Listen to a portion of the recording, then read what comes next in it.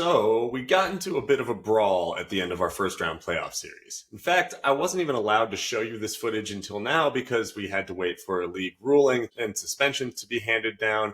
But I'll get to that. We're going to talk about basketball in a little bit. For now, I'm going to use that sweet clip as a lead to talk about adversity and expectations because what better hook than a hook? And I mean, fuck these guys for running up on us, but take a look at that hook. That's a hell of a hook. I can't pinpoint exactly when I realized that finding a game or a subject in school or some area in life and saying, hey, you and I both want to be good at this, let's see who can be best, and then doing that over and over and over was my thing, but it is largely defined how I've gone through my entire life. I've made a lifetime of adventure and livings off of sports and games and applying those teachings to competition and business for the better part of the last 25 years. But I've always had a healthy respect for the confines of competition. What I mean is we're competing with our fellow humans because we want to be our best and we want to win, but we want to do it in the right way and with the understanding that what we train and what we apply in these confined competitions is going to help us in areas of life where we have less control. And I don't want to imply that I lived some hard grind of a life through my childhood and into adulthood. My life and my experience until 30 was fucking awesome.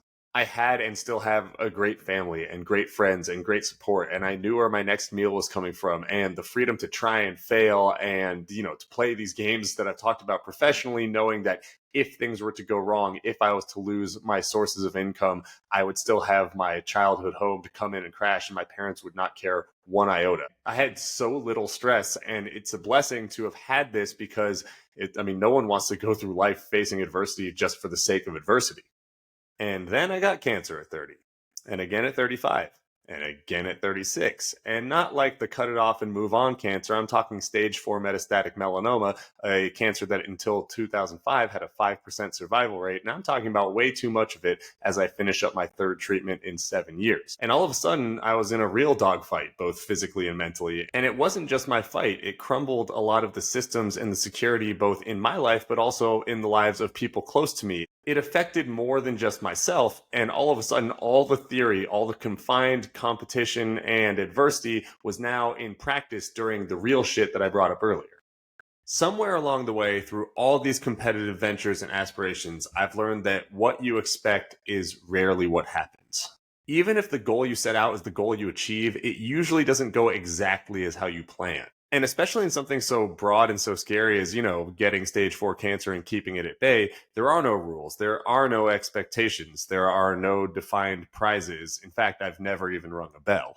I'm living on borrowed time, or I'm free-rolling life, as I often like to say, and it's surprisingly more fun than you might expect. And as I've brought up before on this vlog so many times, I know I'm lucky too. Most cancer patients don't get to feel like this because cancer is so shitty and so destructive. And just to be clear, I am a cancer patient advocate, not an advocate for cancer. Do not try this at home, kids. No one would choose this shit. It is a hard life to live. But within the confines of this stupid disease and how it has affected me and my family and my friends and my girlfriend and my loved ones and my identity and my whole entire world, I love what's going on.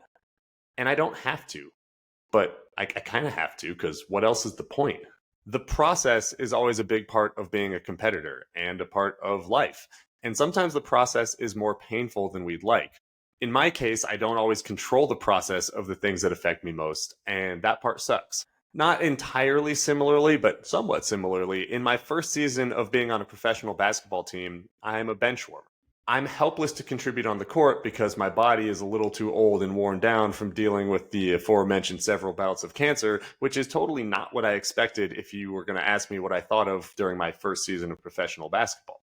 And in the heat of the moment during that playoff game, I found myself eventually becoming a peacekeeper in a brawl for a team that I don't even really play minutes for, wrapping my teammate up at some point and eventually stepping in between the initial instigator and fans in the stands, all the while thinking, how is this my life? And it's a question I've thought many times in the last 7 years, but definitely not about hoops. Following that game, a lot of our guys were unjustly suspended for game one of the second round, and ultimately it's a game that we lost. And now we're preparing for game two in a best of three series as the favorites coming in, but our backs against the wall, having lost a game that didn't seem fair having to play without our best guy. And like I said, I'm not contributing on the court, but I'm oddly comfortable and I'm having a blast in the role that I've carved out.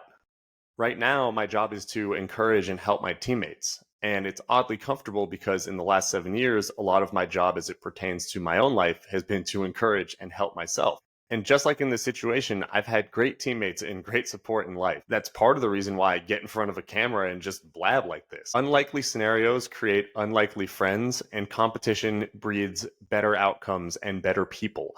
And if you're watching right now and you're spending your time to watch my vlog and maybe learn something from it, you're helping me. You're being my teammate. You're being my friend. And while this isn't a competitive avenue, it is a place in which we can learn from each other and get better. So as I wrap this up today, I want to thank you for being part of my team. I appreciate it way more than you will ever know. And that's all I have for now.